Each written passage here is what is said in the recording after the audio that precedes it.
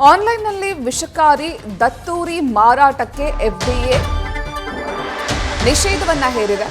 ಆನ್ಲೈನ್ನಲ್ಲಿ ದತ್ತೂರಿ ಹಣ್ಣಿನ ಮಾರಾಟವನ್ನ ನಿಷೇಧಿಸಲಾಗಿದೆ.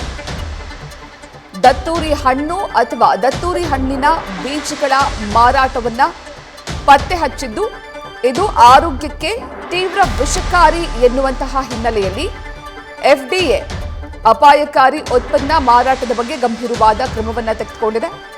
ಅಮೆಜಾನ್ ಸೇರಿದಂತೆ ಹಲವು ಇ-ಕಾಮರ್ಸ್ ಸಂಸ್ಥೆಗೆ ನೋಟಿಸ್ ಅನ್ನು ಕೂಡ ನೀಡಿದೆ. FSSAI ಎಫ್ಡಿಎ ನಿಯಮ ಉಲ್ಲಂಘಿಸಿ ಮಾರಾಟವನ್ನ ಮಾಡಿರುವಂತಹ ವಿಚಾರ ಇದೀಗ ಬಯಲಾಗಿದ್ದು, ಇದೇ ವಿಚಾರಕ್ಕೆ ಸಂಬಂಧಪಟ್ಟಂತೆ ಎಫ್ಡಿಎ ಗಂಭೀರ ಕ್ರಮವನ್ನ ತೆಗೆದುಕೊಳ್ಳುವುದಕ್ಕೆ ಮುಂದಾಗಿದೆ.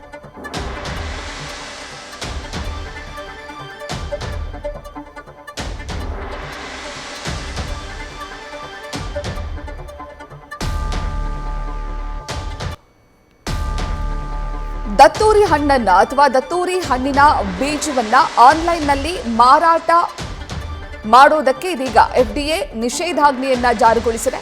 ಯಾಕಂದ್ರೆ ಈ ದತ್ತೂರಿ ಹಣ್ಣಿನಲ್ಲಿರುವಂತಹ ಅಂಶಗಳು ಆರೋಗ್ಯಕ್ಕೆ ಬಹಳ ವಿಷಕಾರಿ ಎನ್ನುವಂತಹ ಕಾರಣಕ್ಕೆ ಇದನ್ನ ಮಾರಾಟ ಮಾಡೋದನ್ನ ನಿಷೇಧಿಸಲಾಗಿದೆ.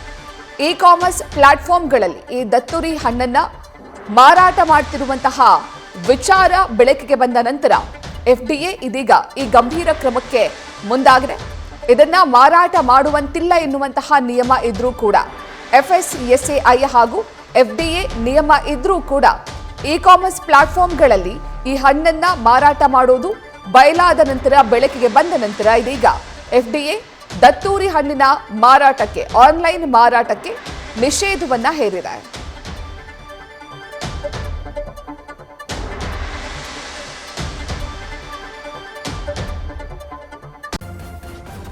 ನ್ಯೂಸ್ ಫಸ್ಟ್ ನಿರ್ಭೀತಿಯಿಂದ ನಿಮ್ಮ ಪರವಾಗಿ.